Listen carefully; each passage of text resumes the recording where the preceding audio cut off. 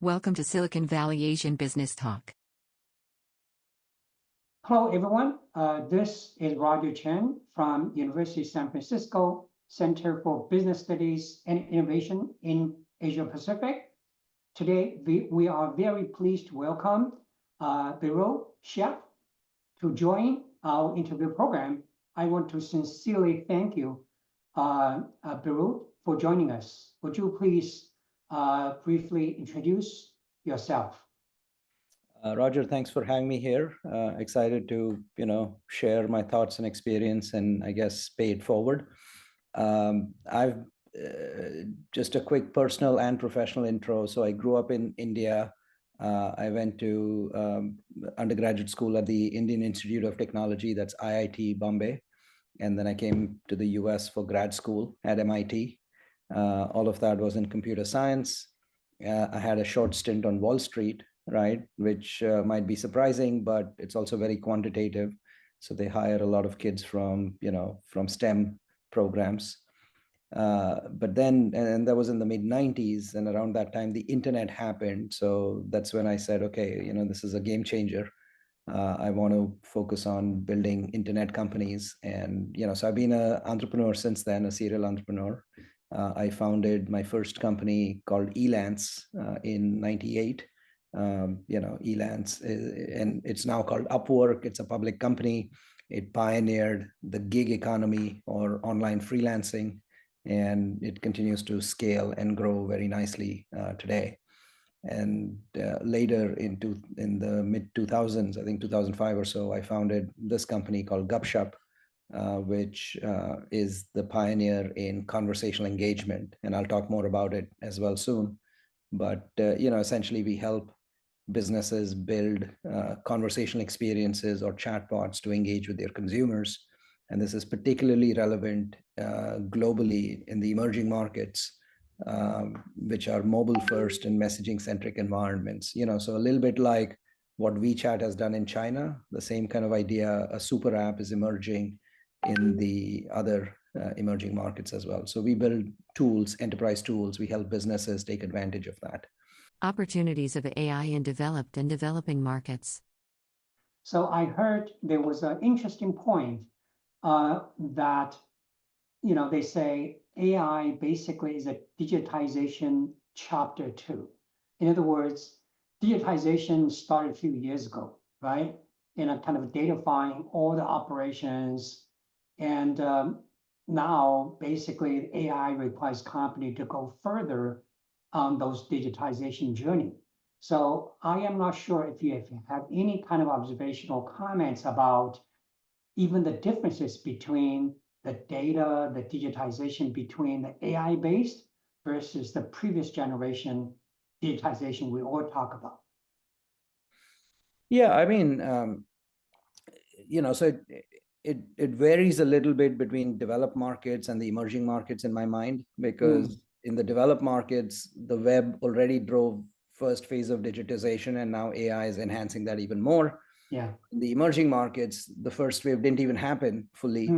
And so this is actually driving both, the first and the second waves together, right? But so that's very exciting because I think the developed markets, people are very comfortable using laptops, desktops, and so on.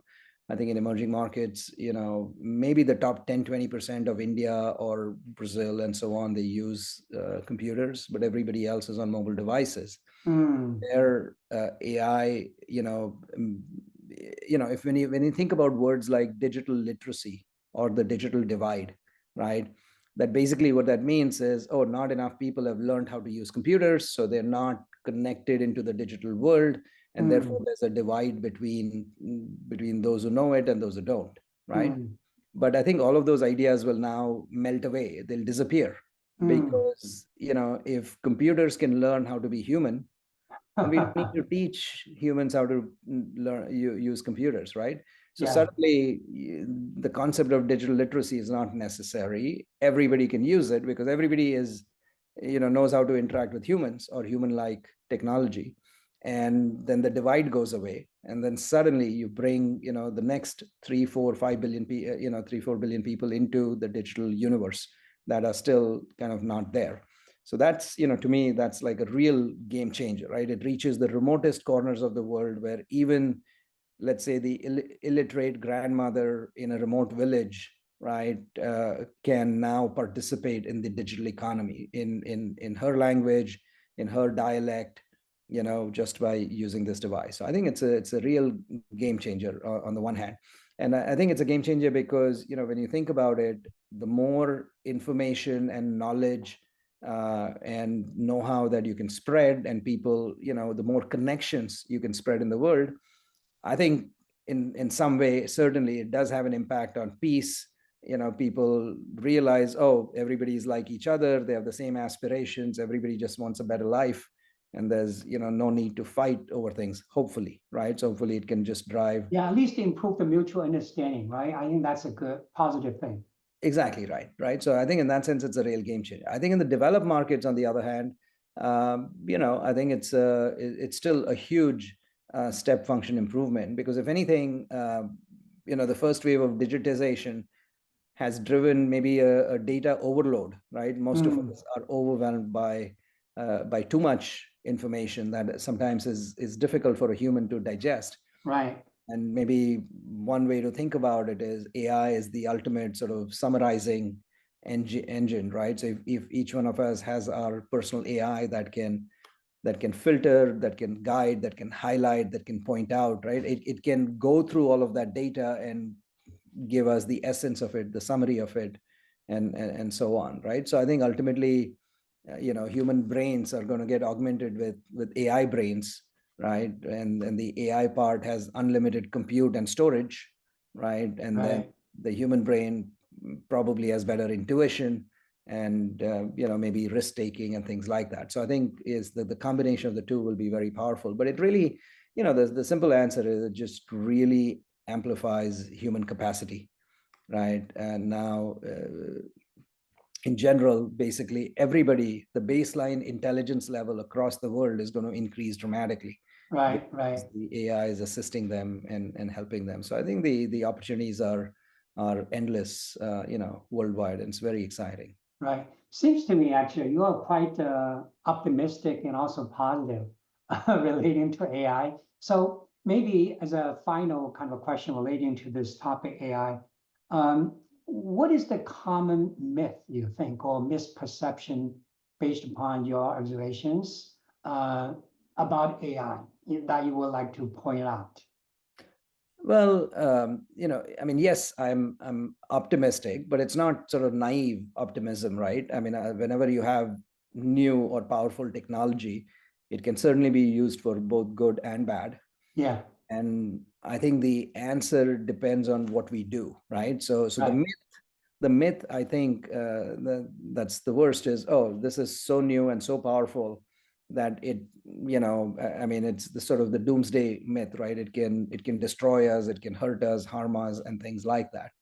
And I think all of that assumes that humans are going to be passive bystanders, right? Which is, oh, there's some new technology is going to emerge and it's going to take off.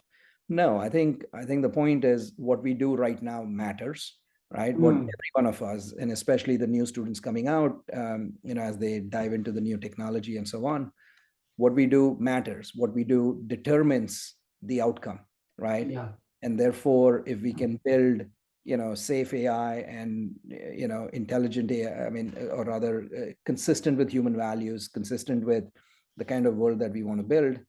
And then, let's just hope that the good people have better AI than bad people, if you will, right? And ultimately, if you're building it in such a way, then it can actually lead to a much better and a positive world. So, I think in general, how can we not be, excited about technological progress? Because throughout history, any new technical innovations have led to greater prosperity. I mean, if you look at the long arc of human history, right, the poverty is much lower than it used to be. Longevity is much better, healthiness, prosperity. I mean, just across many dimensions. Right. And I think AI is actually going to take it to a whole new level, because let's say, a lot of AI devices and robots, for example, if they could produce a lot of things, In fact, it'll dramatically improve productivity, it'll dramatically improve GDP. There'll be a lot of surplus, hopefully. There's a different question of, okay, what do we do with people who, either lose jobs or, they can't do anything that robots already can't do better. But in some ways, so long as, and that's a political problem, right? So long as there's some redistribution from the surplus to people who need it.